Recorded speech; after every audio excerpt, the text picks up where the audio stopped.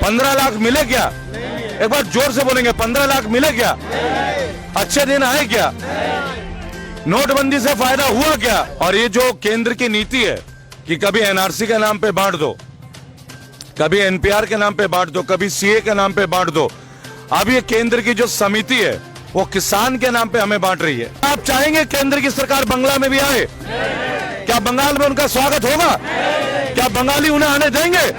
क्या हम उन्हें आने देंगे? क्या उन्हें घुसने देंगे? अकेला एक बागी नहीं, बोलिए हम सब बागी हैं। आज निजीकरण किया जा रहा है, तमाम कंपनियों को बेचा जा रहा है। भारतवर्ष के तमाम सरकारी कंपनी आज हाशिए में है, लेकिन कौन बुलंदी पे है? केवल एक अडानी और दूसरा अंबानी, बाकी पीछे रह जाएंगे सारे हिंदुस्तानी।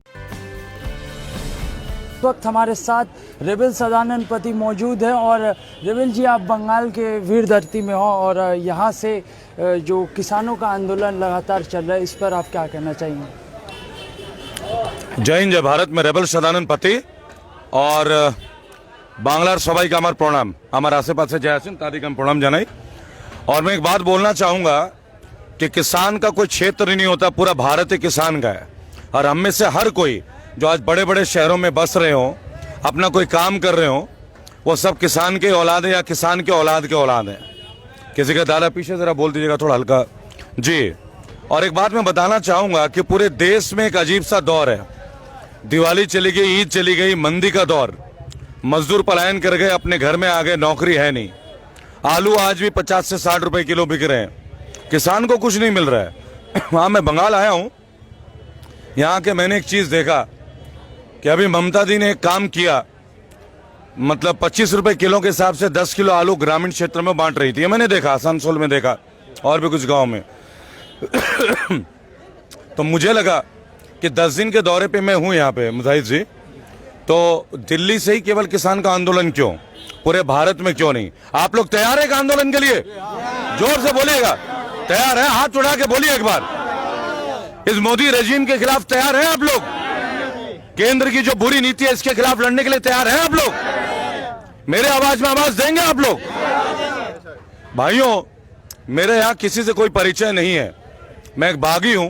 और बागी का केवल एक परिचय होता है, मुल्क में जहां भी जाओ, उस मुल्क में अगर कोई मजलूम हो या उनको अगर सताया जाए, या ना बिरादरी देखी जाएगी, ना जात देखी जाएगी, ना रिलीजन देखी जाएगी, ना ब्राह्मण देखे जाएंगे, ना मुसलमान देखे जाएंगे, केवल भारतीयों को देखा जाएगा। आज पूरे भारत में एक जुल्म हो रहा है, पूरे भारत में।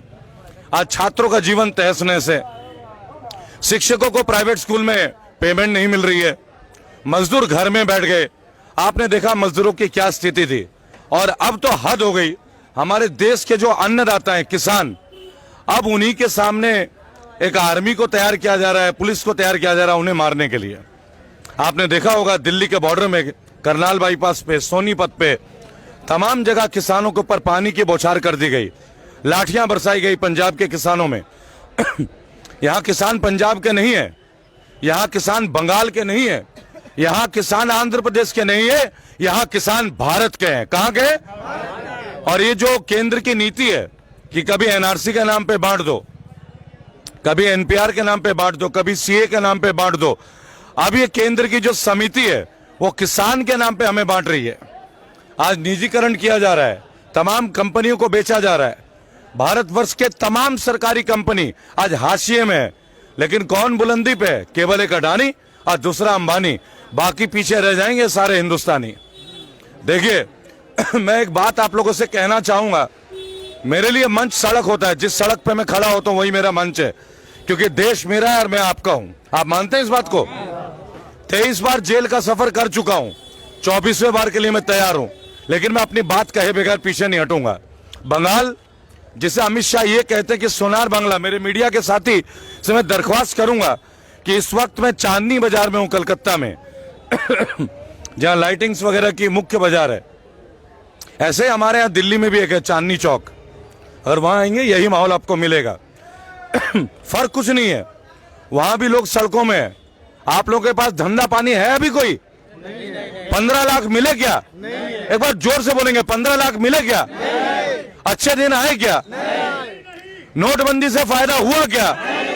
जीएसटी का कोई लाभ आया क्या? क्या आपको लगता है किसी हिंदू को किसी मुसलमान से खतरा है? किसी मुसलमान को किसी हिंदू से खतरा है क्या? क्या भारत में एक दूसरे में खतरा है क्या? अगर खतरा है तो केंद्र की सरकार से हाँ या ना बोले। एक बार हाथ उठा के बोल लेंगे, मीडिया के मेरे साथी हाथ उठा के बोल लेंगे। क्या आप चाहेंगे केंद्र की सरकार बंगला में भी आए? क्या बंगाल में उनका स्वागत होगा? क्या बंगाली उन्हें आने देंगे? क्या हम उन्हें आने देंगे? क्या उन्हें घुसने देंगे? अकेला एक बागी नहीं, बोलिए हम सब बागी हैं। फिर से बोलिए एक बार। भाइयों और बहनों, इन लोगों को कोई पैसे नहीं दिए जाते हैं। कुछ पैसे मेरे से मिले क्या? कुछ दिया है क्या मैंने? केवल एक बात बोलूंगा, ये देश भारतीयों का है, इसे बंटने नहीं देना है।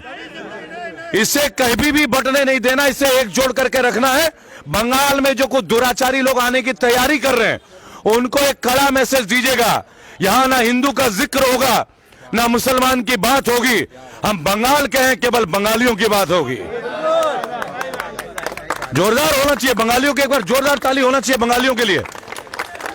देखिए, मैं पिछले 20 मिनट से यही आप लोगों के गलियों में हूं और लगभग 9 दिन से मैं बंगाल में हूं और मैं इंतजार कर रहा हूं कि कब मुझे गिरफ्तार किया जाए।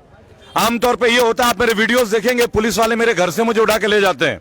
शारीरिक यातनाएं मैंने बहुत सही, बहुत 124 किलो वजन था मेरा, अब 94 है। केवल एक बात के लिए भाई, अजान है जी, बहुत अच्छे वक्त पे अजान है। मैं ये भी बोलूंगा दोस्तों, जो भी लोग यहां आने का प्रयास कर रहे हैं उन्हें उल्टा गेट, कहां भाई कुछ बोल रहे हैं जी, किसी को दर्जा मत देने दीजिएगा। एक मिनट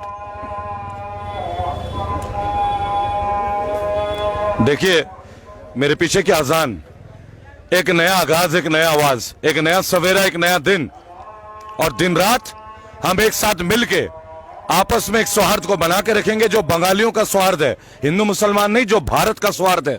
इन लोगों को करने दीजिए हिंदू मुसलमान, इन लोगों को इनके वापस गुजरात भेजने की तैयारी हम कर रहे हैं। जय हिंद, जय भारत।